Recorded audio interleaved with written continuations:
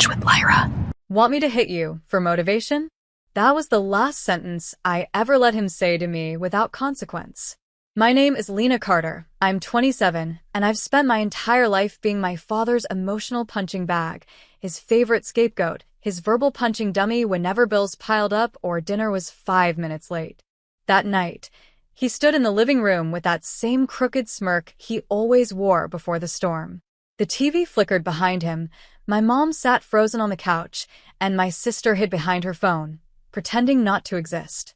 "Answer me," he barked again, stepping closer. I could smell the alcohol, the sweat, the anger he'd carried home from losing another job. "I did pay," I said quietly. "But you took my card again last week." His face twisted. "Don't you dare talk back to me in my house." My house. The words made something in me snap. For 27 years, I'd swallowed every insult, every slap disguised as discipline, every reminder that I was the useless one while my sister was the princess. But not that night. That night, something inside me finally went quiet, the kind of quiet that comes right before a storm changes direction. He raised his hand. My mom whispered, "Lena, please don't." But I didn't move back. I stepped closer, and the words that came out of my mouth froze him mid-swing. "Go ahead," I said coldly. "Just remember, this time, I'll make sure everyone sees the bruises." The room went still. Even the hum of the refrigerator seemed to stop. Dad's hand hung in the air, not out of mercy, but confusion. He wasn't used to me talking back. He was used to me breaking, Crying. apologizing for things I never did. But this time, my voice didn't shake. My mother's eyes darted between us, wide and wet. "Lena, please," she whispered again. He didn't mean it. Didn't mean it. The same 3 words she'd been using since I was 10 years old. Words that had become the wallpaper of our home, covering cracks, never fixing them. My sister, on the couch, snorted. "You're being dramatic again," she muttered without looking up. "You always push him." And just like that, the script replayed. Victim becomes villain. Abuser becomes poor dad under pressure. Only this time, I wasn't reading my part. I took my phone out of my pocket and hit record. The red light blinked between us like a heartbeat. "Say it again, Dad," I said softly. "Say what you just said about hitting me." His face went pale. "You think I care about your little games?" He lunged forward, but I stepped back fast, calm, calculated. "You should care," I said. "Because when this video leaves my phone, the whole world will know what kind of man you are, and what kind of family this is." He froze. Mom gasped. And that's when the front doorbell rang. Loud, sharp, and perfectly timed. The doorbell echoed through the house again, long, insistent. My father froze mid-step, his jaw tight. "Who the hell is that?" he barked. I didn't answer. I already knew. I'd made the call earlier that evening when I found my pay stub missing from my drawer, again. "I'll get it," I said, walking past him. "Don't you dare open that door, Lena," my mother hissed, her voice trembling. But I did. And when I pulled it open, 2 uniformed officers stood on the porch, rain glistening on their shoulders. "Evening, ma'am," one said. "We got a report of domestic disturbance from this address." My father's voice thundered from behind me. "This is a family matter." "Who called you?" The officer's gaze shifted to me. I raised my chin. I did. For a second, the air in the room snapped, like the moment lightning hits too close. My father's face turned crimson, his hand twitching by his side. "You called the cops on your own family?" I swallowed the fear clawing at my throat. "I called them on an abuser." The younger officer stepped forward. "Sir, we're going to need you to calm down." Mom was crying now, begging them all to stop. My sister muttered something about embarrassment and what the neighbors will think. But I didn't care anymore. The silence, the fear, it was ending tonight. Because justice had finally entered our living room. And it was wearing a badge. "Calm down," my father laughed bitterly. "I am calm. It's her that's out of control." He pointed at me like I was some wild creature, his voice booming. "She's been lying for years, turning everyone against me. She wants to destroy this family. The officer remained steady. Sir, yelling isn't helping your case. Let's step outside and talk. Case. Dad spat. There's no case. This is my house. And there it was again, that word. My. As if ownership gave him the right to humiliate and break everyone who lived inside it.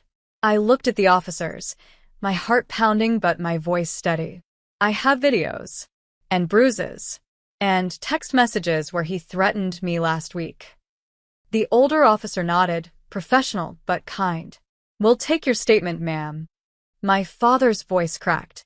You're lying, Lena. You're lying like you always do. But my mother's sobs told the truth. Her trembling hands covered her face. My sister finally put her phone down, her lips parting in disbelief. She whispered, "You recorded him?" "I had to," I said. "You wouldn't believe me otherwise." The younger officer stepped behind my father. "Sir, we're placing you under temporary detainment while we investigate." "Don't you touch me," Dad roared, jerking his arm back. But the officer was faster, grabbing him firmly. The room filled with chaos, Mom crying, my sister pleading, my father shouting. And through it all, I stood still, finally realizing the power of one word I'd forgotten I had. Enough. When the cuffs clicked shut around his wrists, my father's rage turned into something almost pitiful. "Lena, please," he shouted, his voice cracking now. "Don't let them do this. I'm your father." I looked at him, really looked, and saw not a father, but a man who had mistaken fear for respect his entire life. "Yes," I said quietly. "You are. And that's exactly why this hurts the way it does." The officers guided him toward the door. My mother followed, sobbing, clutching his arm. "She didn't mean it," she begged. "Please, she just overreacted." The officer turned to her gently. "Ma'am, if there's a history of violence in the household, this is procedure. He'll have a chance to speak." Dad twisted his head back toward me. "You'll regret this, Lena. You think you can survive without me?" I didn't answer. Because for the first time in my life, his voice didn't scare me. The door shut behind them. The red and blue lights flashed through the curtains like quiet thunder, the color of freedom, the sound of peace beginning. Mom turned to me, her face pale, trembling. "What did you do?" "I stopped pretending," I said. My sister stood there in silence, the weight of realization finally cracking through her arrogance. I picked up my phone and ended the recording, my thumb hovering over the save button. Then I whispered to myself, almost smiling, "It's evidence now, not a memory." The police car's lights faded down the street, leaving the house eerily still. My mother sank into the couch, clutching her chest like the air itself hurt. My sister finally spoke, her voice small. "Lena, what happens now?" I looked around the living room, the cracked photo frames, the dent in the wall from a past argument, the coffee table he once smashed because dinner was late. "Now," I said quietly. "Now we rebuild." But my mother shook her head, trembling. "You shouldn't have done that. He'll never forgive you." I turned to her, the exhaustion in my bones heavier than fear. "Mom, forgiveness means nothing if it keeps you chained." Her lips trembled. "You don't understand marriage." "I understand abuse," I cut in softly. "And I understand what silence costs." The room fell silent. Even my sister, who had always taken his side, looked ashamed. She whispered, I didn't know it was that bad." "You didn't want to," I said gently. "Because if you saw it, you'd have to choose." That night, I packed a bag. Just a few clothes, my laptop, and the folder of evidence I'd collected, bruised pictures, recordings, statements. I called a friend from work, a woman who ran a nonprofit that helped women escape violence. When she picked me up, I didn't look back. The house was dark, still, and hollow. But the silence no longer belonged to him. It belonged to me. 2 weeks passed before the silence began to feel like peace. I was staying in a small apartment above the Women's Resource Center, a temporary space with white walls, warm lamps, and no shouting. Every morning, I woke to birds instead of slammed doors. It was strange and beautiful. The legal process had begun. The officers filed my statement, and the district attorney contacted me. There would be hearings, restraining orders, maybe even jail time. It terrified me, but not enough to stop. Then one afternoon I got a message. From him.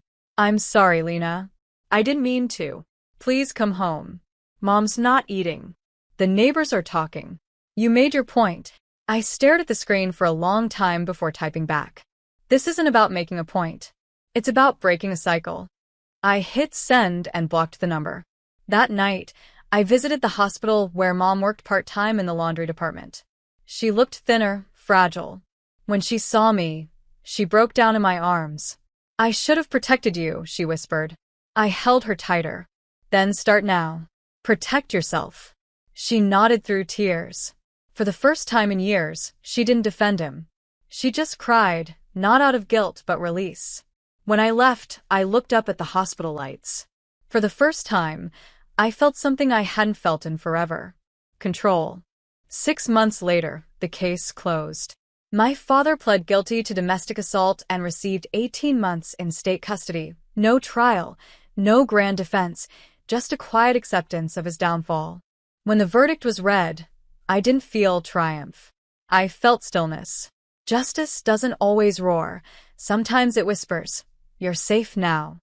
Mom moved in with my sister for a while, but slowly, she started visiting me. She'd bring homemade soup in old glass jars, her hands shaking less each time. Once, she looked around my tiny apartment and said, "It's small, but it's peaceful." And that peace was the inheritance I wanted all along. I'd gone back to work, joined a trauma support group, even started therapy. There were days I still flinched at sudden noises, but there were also mornings I woke up smiling for no reason at all. Healing wasn't a straight line, but it was mine. Last week, I stood in front of the mirror before heading to court for a final hearing. I wore a navy blue suit and the same silver earrings my dad once called too flashy. I looked at myself, really looked, and whispered, "You survived." When the judge asked if I had anything to say before the session ended, I stood tall. "I don't want revenge," I said softly. "I just want peace, and I finally have it." The gavel struck. The chapter closed.